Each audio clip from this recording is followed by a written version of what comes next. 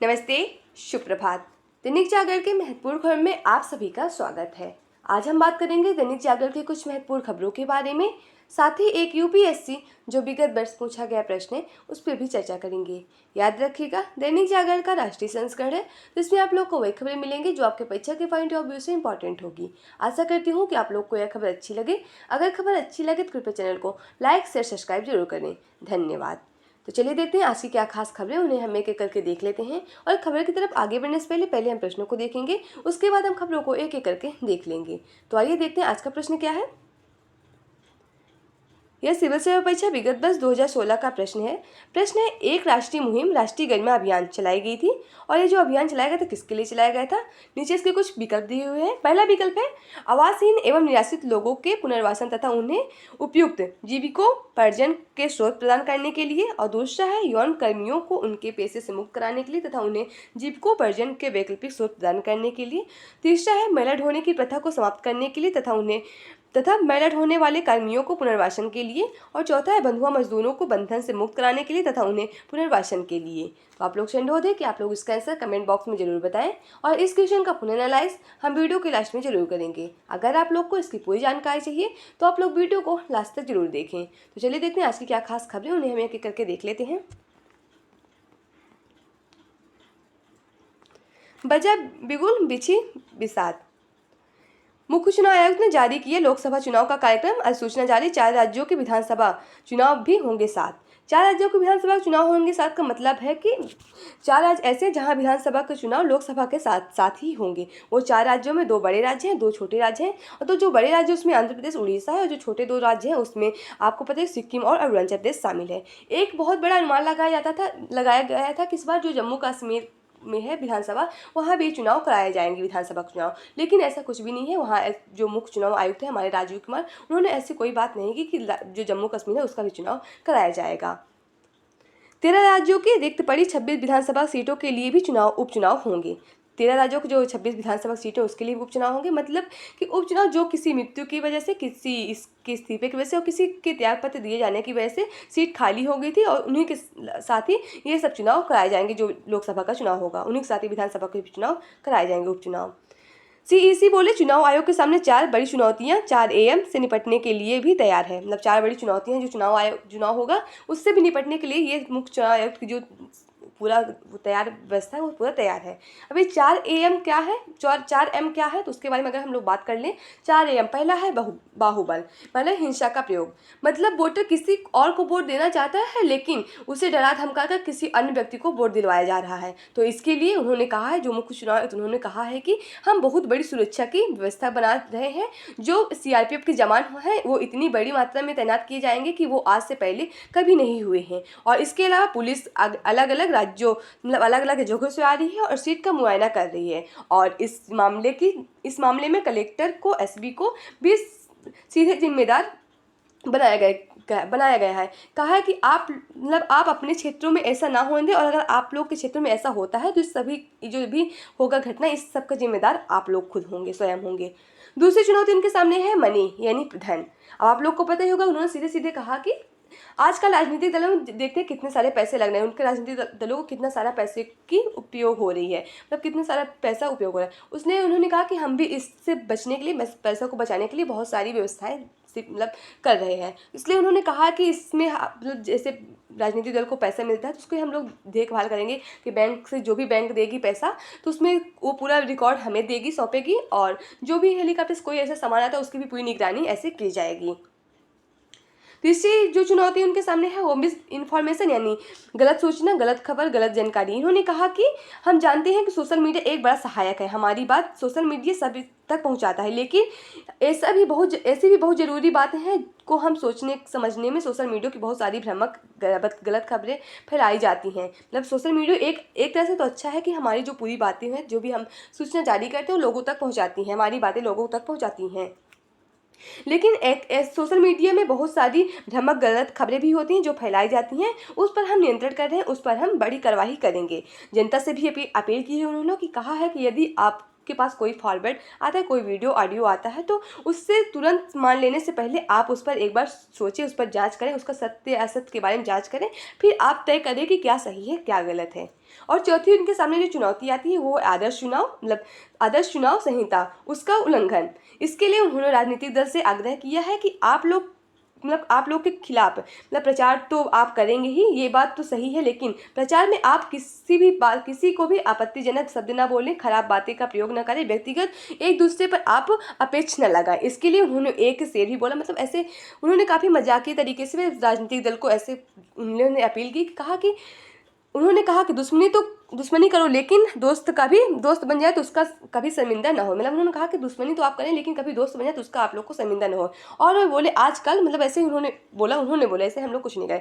उन्होंने जो CEC हम बोले, उन्होंने बोला कि जो राजनीतिक दल है कभी दोस्त है तो कभी दुश्मन, तो इसका भी ध्यान रखना होगा कि एक दूसरे के प्रति भाषा का जो प्रयोग है वो सही अर्थों में हो, उस भाषा से किसी को खराबी ना हो, किसी को इस बात का गलत ना पहुँचे। उन्होंने यह बात जो राजनीतिक दल है उनसे यह अपील की है।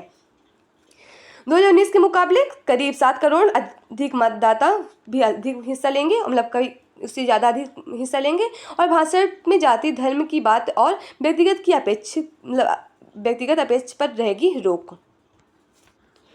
आपको पता ही होगा कि जब ये चुनाव आयोग का ये पूरा चरण जारी होता है, जब चुनाव की डेट जारी हो जाती है कब से चुनाव होगा, तो आपको पता ही होगा कि हमारे यहाँ जो ये जो आदर्श आचार संहिता है वो लागू हो जाती है। इसका मतलब ये होता है कि अब निर्वाचन आयोग के घोषित करता है कि जब ये है कि जो सरकार है कोई भी बड़ा कदम नहीं उठा सकती, और ये अब कोई भी लोक लुभावन योजना नहीं ला सकती, चाहे ना तो वो देश की सरकार है ना ही वो राज्य की सरकार है, वो कोई भी ऐसा लोक लुभावन नहीं ला सकती जब से ये जारी हो जाता है। इसमें जो बातें हुई हैं कि इस बार जो और ज़्यादा 2019 का लोकसभा का चुनाव हुआ था, 17वीं लोकसभा का चुनाव हुआ था, उसमें उस बार के हिसाब से उस बार की अपेक्षा इस बार कई ज़्यादा वोट पड़ेंगे। कुल मतदान की जो बातें हुई है उसमें 96.88 करोड़ लोग मतदान करेंगे, जिसमें से पुरुषों की संख्या है 49.7 करोड़ और महिलाओं की वहाँ संख्या 47.1 करोड़। ट्रांसजेंडर जो महिला पुरुष दोनों में आते हैं वो उनकी जो संख्या है वो 48,000 है। 2019 के गठबंधन की स्थिति क्या थी आप लोग यहाँ देख सकते हैं, बहुमत 2072 सीटों से उनको मिला था। तो आइए हम देख लेते हैं जो चुनाव आयोग ने अभी घोषणा जारी किया है, आंकड़ा जारी किया है कि किन 7 चरणों में चुनाव होगा, क्योंकि इन्होंने जारी किया जो चुनाव आयोग ने 7 चरणों में चुनाव होने की बात कही है। चुनाव आयोग ने एक घोषणा जारी की कि लोकसभा का चुनाव 7 चरणों में होंगे। पिछले साल भी 7 चरण में हुए थे, और आपको पता है कि जो लोकसभा है उसमें टोटल 543 सीटें हैं। तो आप देखिए पहले चरण में कितनी सीटें में किस राज्यों कब किस तारीख को वोट होंगे। तो सबसे हम बात कर लेते हैं।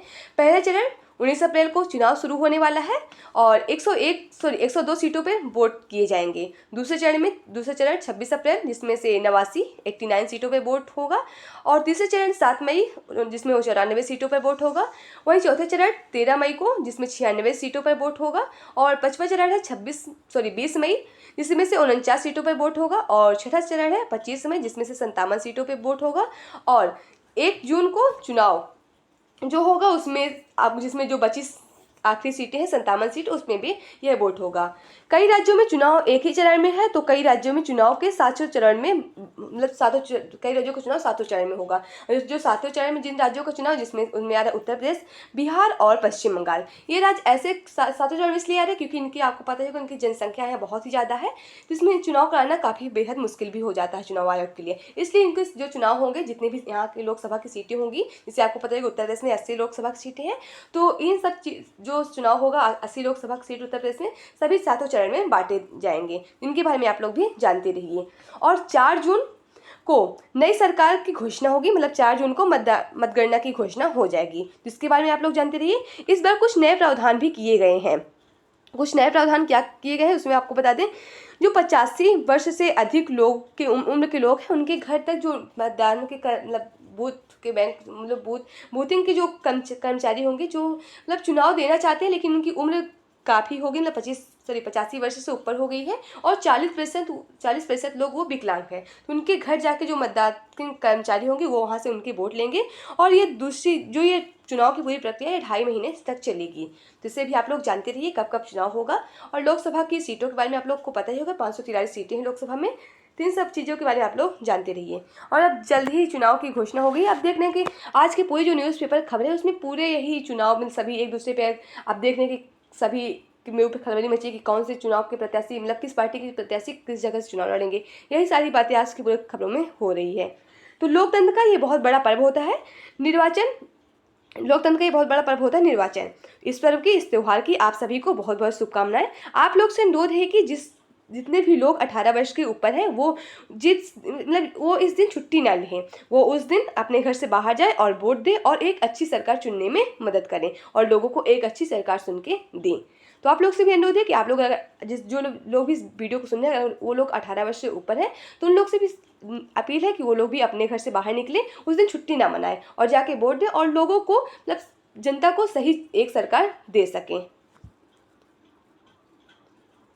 अयोध्या और सीएए के गलत उल्लेख पर पाकिस्तान को दिया कड़ा जवाब। भारतीय प्रतिनिधि ने कहा कि पाक का अल्पसंख्यकों के बुरे बर्ताव का रिकॉर्ड भारत के सभी धर्मों के साथ है समान व्यवहार। पाकिस्तान के प्रस्ताव से भारत सहित 44 देश दूर रहे।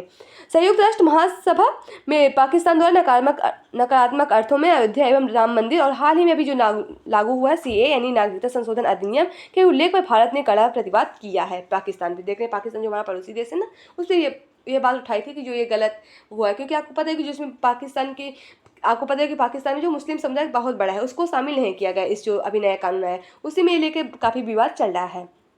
आबकारी नीति घोटाले में अदालत में पेश हुए केजरीवाल मिली जमानत।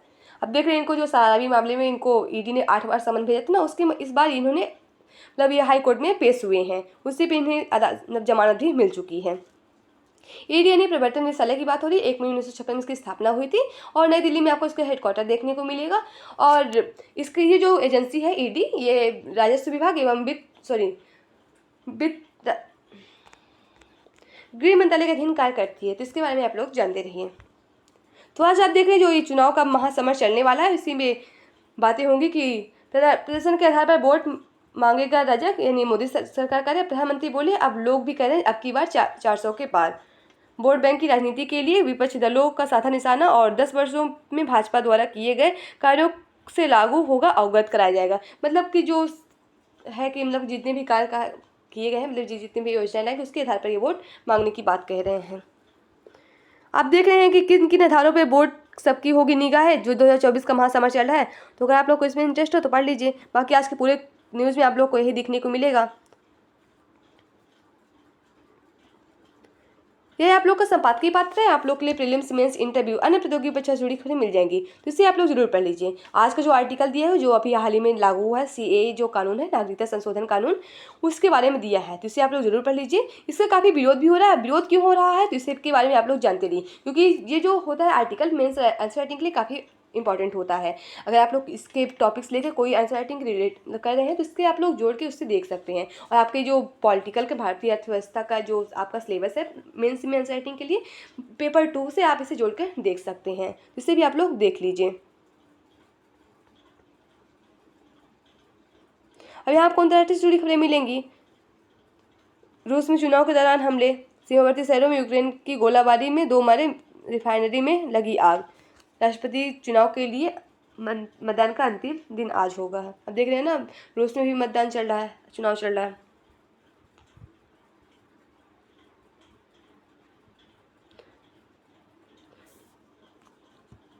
अब यहाँ पर आपको देखने को मिलेगी जो समान नागरिक संहिता पे देवभूमि से निकली समान नागरिक संहिता से बनेगा बेहतर पर्यावरण, और उसके कुछ साक्षात्कार दिए हुए हैं।